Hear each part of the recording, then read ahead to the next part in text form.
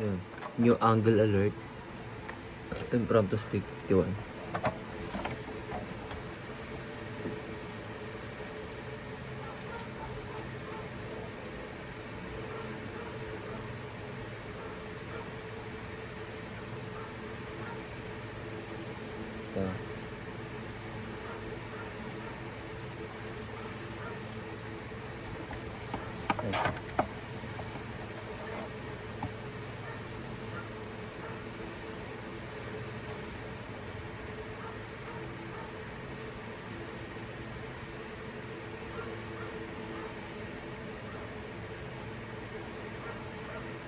Yung rewit mo.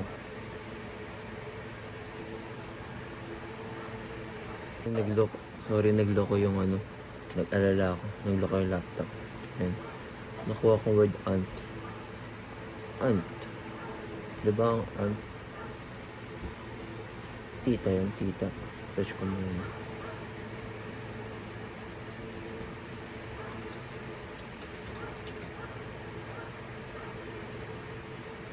Yan. Ant, tita. Yan. Marami akong pwedeng sabihin sa tita kasi lumaki ako sa tita ko. Basically. Yan. Lumaki ako sa tita ko. Kasi dati kailangan mag-OFW ni Papa. Then yung mother ko kailangan magtrabaho dito sa Pilipinas. Yun. Pinunta ako sa tita ko kasama mga pinsan ko lumaki. Yun. Yun lang. Ano siya? Mabait. Diba? May patience. Maalaga. Tsaka tinuruan ako ng ano, ng mga gandang asal sa life.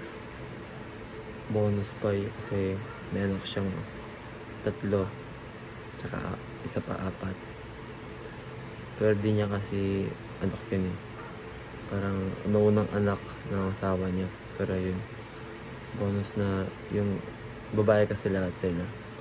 Yun, syempre tinuruan kami mga lalaki kasi parang wave yun eh. Sila yung mga mas matatanda sa amin, yung mga ate. Tapos kami, puro lalaki kami, mga pinsan nila. Yun, tinuruan ako paano gumawa ng ganito, tinulungan ako ng project, diba? Minsan, ay naalala ko pa nga. Saan si Papi? Gusto kunin mo na eh.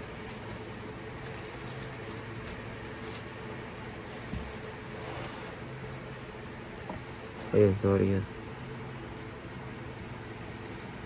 Yun, bonus na kasi tinuruan ako nun. Kumbaga, may tita na ako. Meron pa akong 4 na ate. Diba? Yun. Tinuruan ako paano lumaki. Masaya. Kasi syempre, lumaki kami sa big family. Lalo na ako. Kaya lang naman ako lumipat na dito sa amin. Kahit nang pumunta na kami sa amin dito, sa bahay namin currently. Kasama ko pa rin yung mga pinsan kong lalaki. So, yung tsaka tito ko. So, marami pa rin kami. Medyo masaya siya. Aminin ko din. Kaso, downside, masyadong magulo. Chaotic but fun. Tito ko.